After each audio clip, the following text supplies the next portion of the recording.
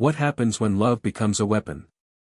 When a promise made in innocence turns into a deadly game of revenge?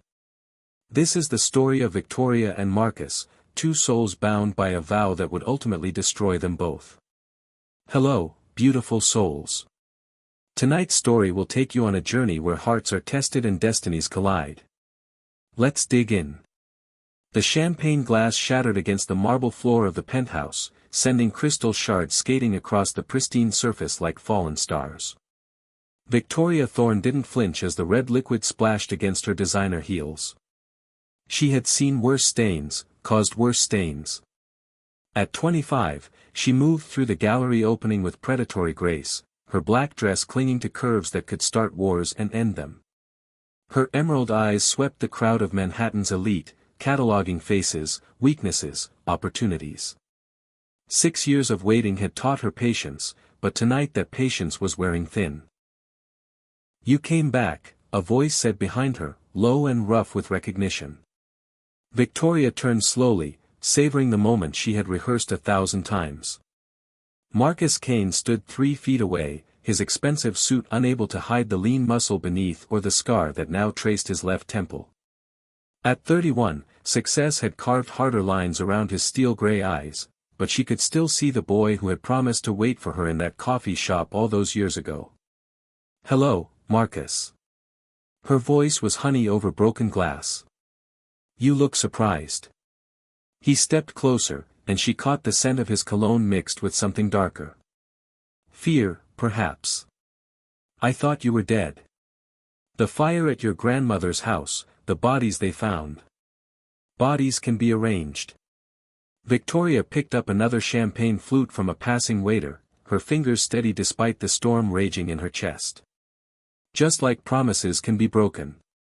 Marcus's jaw tightened. "I waited. For 3 years, I waited. And then you married her." Victoria's smile could have cut diamond. "Senator Bradford's daughter. How convenient for your political aspirations." The color drained from Marcus's face. Around them, the gallery buzzed with conversation about art and culture, but Victoria could see only him, could hear only the thunder of her own heartbeat. She had burned everything to get back to him, had done things that would make demons weep, and he had moved on. "Victoria, you don't understand. I had to make choices. The company was failing, the investors were pulling out. Elena's father offered salvation, but only if. Only if you forgot about the poor little coffee shop girl who loved you." Victoria took a sip of champagne, tasting bitter triumph. "Tell me, Marcus, does your wife know about the offshore accounts? The money you've been funneling to purchase weapons for conflicts in Eastern Europe?" The glass slipped from Marcus's fingers, but Victoria caught it with reflexes honed by years of survival. She set it gently on a nearby pedestal, next to a sculpture of 2 lovers entwined in eternal embrace. "How do you know about that?" Victoria leaned close enough that her lips almost brushed his ear. "Because I'm the one who's been selling them to you." The revelation hit him like a physical blow. She watched recognition dawn in his eyes, followed quickly by horror. For 6 years, he had unknowingly been funding the very organization that had transformed his lost love into something beautiful and terrible. "The Crimson Collective," he whispered. "My family now." Victoria straightened, her smile never wavering. "And you, my darling Marcus, are going to help me destroy everything you've built." The abandoned warehouse in Queens reeked of rust and regret. Victoria stood in the center of the vast space, moonlight streaming through broken windows and painting silver patterns on the concrete floor. She checked her watch, 2:47 a.m. Marcus was late, but she had expected that. Fear made people punctual or paralyzed, and she knew which category he fell into. The sound of footsteps echoed through the darkness. Marcus emerged from the shadows, and she could see the toll their reunion had taken. His usually perfect appearance was disheveled, his tie hanging loose like a noose around his neck. "You didn't have to kill the security guard," he said, his voice hollow. Victoria tilted her head, genuinely puzzled. "I didn't. That was Elena. My wife doesn't know about any of this. Your wife has been tracking our communications for weeks. Victoria pulled out a tablet, swiping to surveillance footage of Elena Kane in a private meeting with 3 men in expensive suits. She's not the senator's innocent daughter you think she is. The Bradford family has ties to organized crime dating back 3 generations. Marcus stared at the screen, watching his wife pass a briefcase across a table. The audio was clear enough to catch her words. My husband has outlived his usefulness. Make it look like an accident. She's been planning to kill me. The words came out strangled. 4 months. The arms dealing was never about your company's financial troubles, Marcus. It was about positioning you as the fall guy for a much larger operation. Victoria set the tablet aside and walked closer, her heels clicking against the concrete like a countdown. Elena married you because you had the perfect profile, ambitious, morally flexible, and desperately in love with a ghost. Why are you showing me this? Victoria stopped inches from him, close enough to see the pulse hammering in his throat. Because I need you to understand something. The girl who loved you died in that fire 6 years ago. What stands before you now was born in the ashes, forged by people who collect broken souls and reshape them into weapons. She reached up to trace the scar on his temple with one finger. Marcus shuddered but didn't pull away. I know about the explosion at the construction site, she continued. The one that nearly killed you 2 years ago. That wasn't an accident either. Elena's been eliminating potential obstacles for quite some time. How do you know all this? Because I've been watching you. Protecting you. Victoria's voice dropped to a whisper. Did you really think it was luck that kept you alive when 3 different attempts were made on your life? That your business rivals mysteriously withdrew from contracts just before they could destroy you? Marcus grabbed her wrist. The Nakamura deal. The Petrosky merger. The Senate investigation that disappeared. All me. Victoria didn't try to free herself from his grip. I kept my promise, Marcus. I never stopped loving you, even when love became something darker, more dangerous. Then why are you doing this?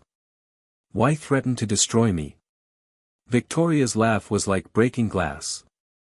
Because Elena isn't going to stop with just killing you. She's going after everyone you've ever cared about. Your sister in Portland. Your nephew. The elderly couple who owned that coffee shop where we met. Sophie and David are retired. They moved to Florida. They were retired. Elena's people found them last week. Victoria finally pulled free from his grasp and walked to a table covered by a black cloth. She yanked it away, revealing photographs, documents, and a small wooden box. She's been methodical. Thorough. Marcus approached the table with the caution of a man walking through a minefield. The photographs showed crime scenes, bodies, and newspaper clippings about mysterious accidents. The wooden box was familiar, and his hands shook as he opened it. Inside lay a silver locket, the one he had given Victoria on their last night together. It was stained with blood. Sophie was wearing this when they found her, Victoria said softly. She kept it all these years, probably hoping you'd come back to visit. Elena's message was clear, everyone you've ever loved dies. Marcus sank into a chair, the weight of revelation crushing him. What do you want me to do? Victoria moved behind him, her hands resting on his shoulders. Help me kill her first. The penthouse apartment felt like a mausoleum at 3 a.m. Marcus sat in his leather chair, a glass of whiskey trembling in his hands, while Victoria moved through his space like she had never left. She touched nothing, disturbed nothing, but her presence transformed the sterile luxury into something charged with electricity and danger. Elena will be back from Washington tomorrow, Marcus said, breaking the silence that had stretched between them for the past hour. The senator's hosting some kind of fundraiser. I know. I'll be there. Victoria paused by the floor-to-ceiling windows, her silhouette dark against the city lights. As Mrs. Catherine Blackwood, art dealer and philanthropist. Your wife personally invited me. She knows who you are. She knows Victoria Thorne died 6 years ago. Catherine Blackwood is someone else entirely. Victoria turned, and in the dim light, Marcus could see the cold calculation in her eyes. Someone with the resources and connections to make Elena Bradford Kane disappear without a trace. Marcus set down his glass with unsteady hands. There has to be another way. Is there? Victoria walked over and knelt beside his chair, her face inches from his. Tell me, Marcus. In 6 years of marriage, has Elena ever loved you? Has she ever looked at you the way I'm looking at you right now? The question hung in the air like smoke.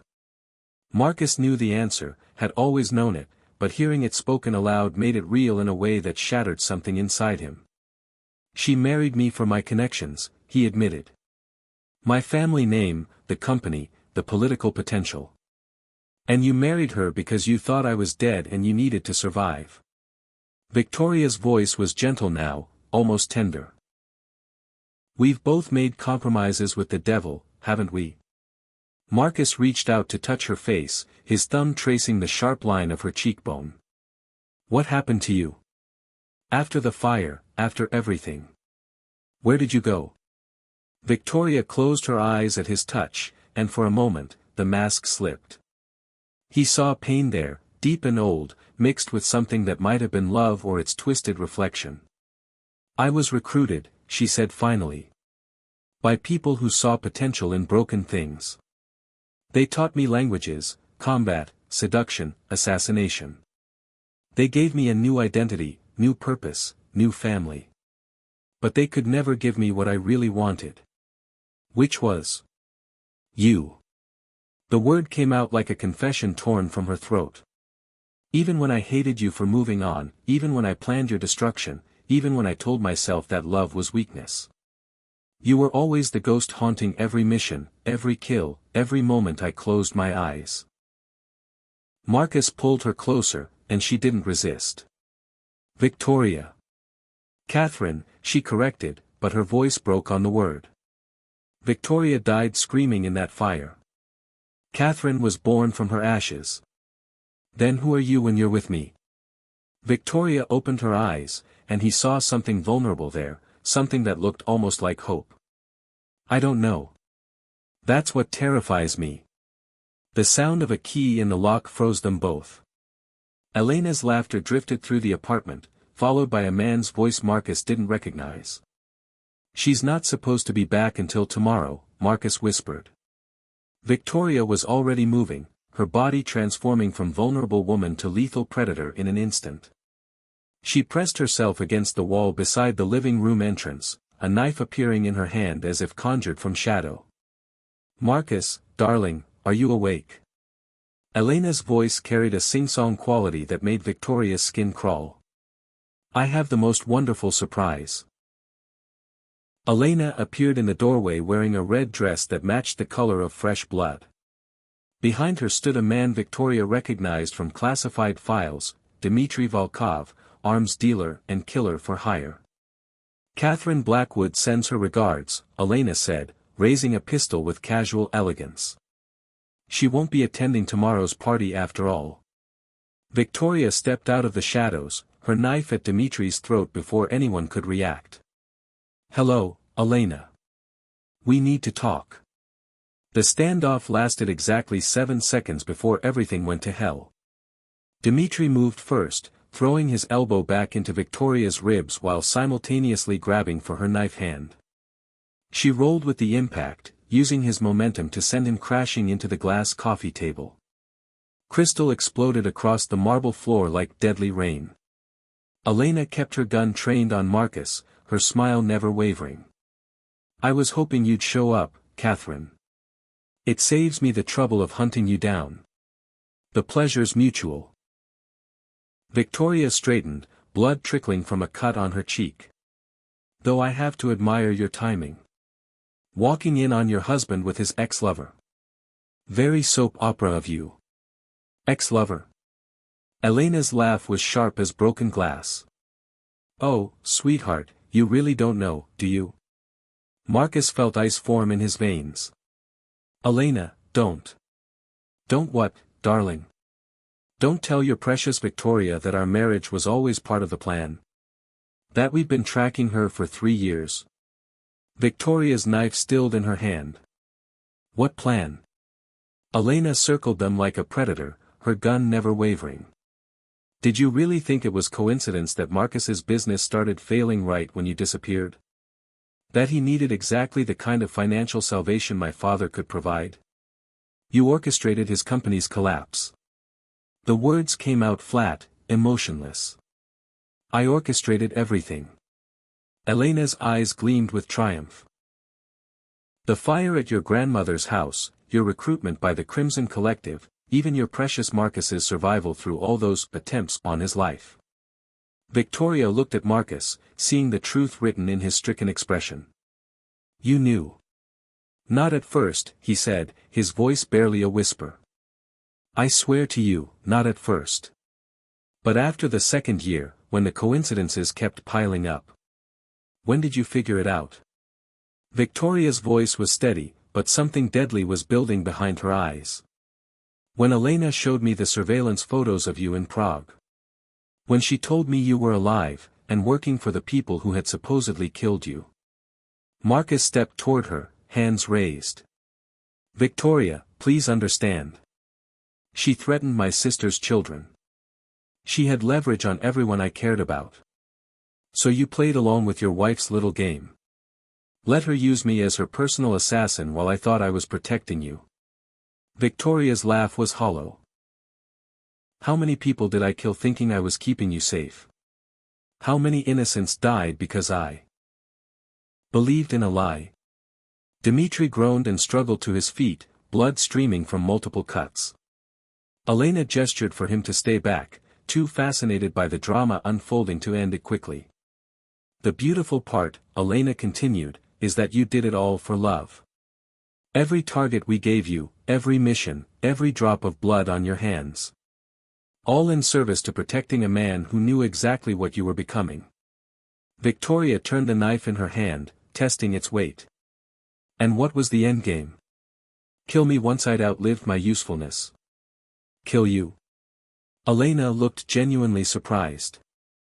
Oh no, darling. You're far too valuable for that. We're going to break you completely, then rebuild you into the perfect weapon. No more inconvenient attachments to the past. Starting with Marcus, Dmitri added, finally finding his voice. Blood dripped from his nose onto his expensive shirt. Nothing breaks a woman like watching the man she loves die by her own hand. The temperature in the room seemed to drop 10 degrees. Victoria's expression went completely blank, and Marcus recognized the look from their time together years ago. It was the face she made when she was about to do something that would change everything. There's just one problem with your plan, Victoria said quietly. Which is? Elena asked. You assumed I still loved him. The knife left Victoria's hand faster than thought, spinning through the air with deadly precision. But instead of striking Elena or Dmitri, it buried itself in Marcus's shoulder, sending him spinning to the floor. Victoria! Marcus gasped, staring up at her in shock. She stood over him, her face an emotionless mask. You let them use me.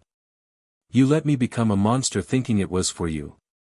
Elena lowered her gun slightly, confused by the turn of events. I don't understand. Of course you don't. Victoria knelt beside Marcus, her hand closing around the knife handle. You think love makes people weak. But you're wrong. Love doesn't make you weak. She twisted the blade, and Marcus screamed. Betrayal does. The explosion that rocked the penthouse 3 minutes later could be heard 6 blocks away. Victoria had triggered the charges she'd planted weeks ago, insurance against exactly this kind of betrayal. As the building groaned and shifted around them, she hauled Marcus toward the private elevator, his blood leaving a crimson trail across the marble floor. You're insane, Marcus gasped, his face gray with shock and blood loss. No, Victoria replied, jamming the elevator button. I'm keeping my promise. Elena and Dmitri were trapped on the other side of the apartment by fallen debris, their shouts growing fainter as the elevator descended. Victoria had calculated the charges perfectly, enough to trap her enemies, not enough to bring down the entire building. What promise?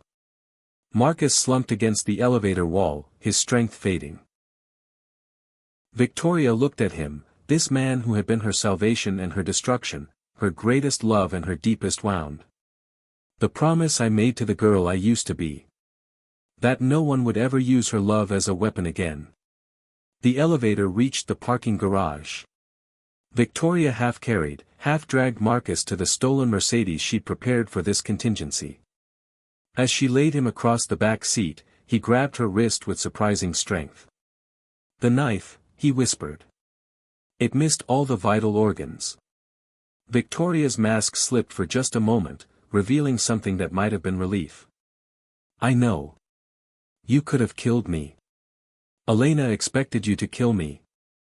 Elena expected a lot of things. Victoria started the engine, her hands steady on the wheel. She expected me to be broken by love. She was wrong.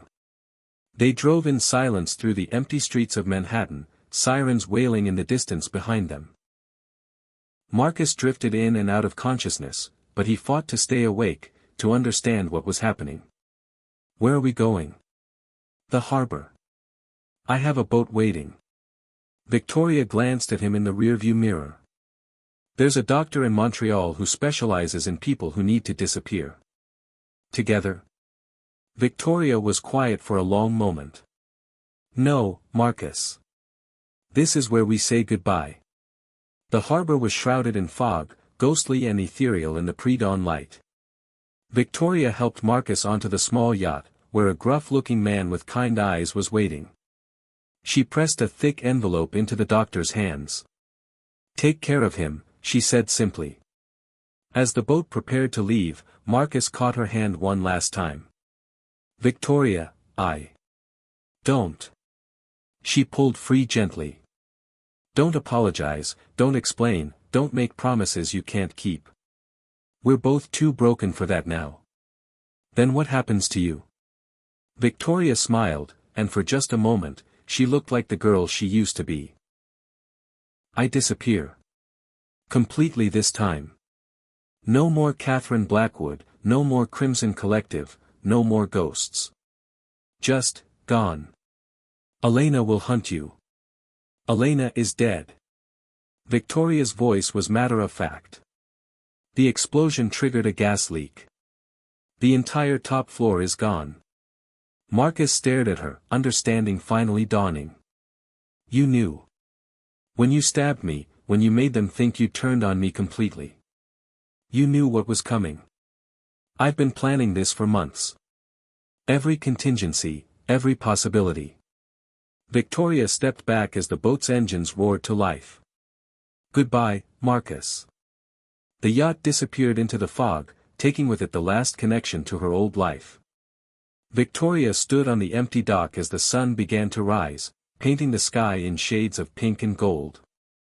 She pulled out a cell phone and dialed a number she'd memorized but never called. It's done, she said when the voice answered. Victoria Thorne is dead. Catherine Blackwood is dead. The Crimson Collective thinks I died in the explosion with the others. And Marcus Kane will recover fully. He'll have a new identity, a new life, somewhere Elena's family can never find him. Victoria closed her eyes, feeling something like peace for the first time in 6 years. The debt is paid. She hung up and threw the phone into the harbor, watching it disappear beneath the dark water. Somewhere in the city behind her, investigators would sift through the wreckage of her old life, finding nothing but ash and carefully planted evidence. Victoria Thorne had kept her promise after all. She had waited, and she had protected the man she loved, even when that love became something twisted and dangerous. Even when keeping that promise required destroying everything she had become. A taxi was waiting at the harbor entrance, engine running. Victoria got in without looking back. Where to? The driver asked. Anywhere but here. As the taxi pulled away into the morning traffic, Victoria closed her eyes and let herself mourn. Not for the love that had been lost, or the innocence that could never be recovered, but for the girl who had made impossible promises in a coffee shop 6 years ago, believing that love could conquer anything. Some promises were worth keeping, even when they destroyed you. Some loves were worth dying for, even when they couldn't save you. And sometimes, the greatest act of love was knowing when to let go. The end. Don't forget to like and subscribe for more intense stories that will keep you on the edge of your seat.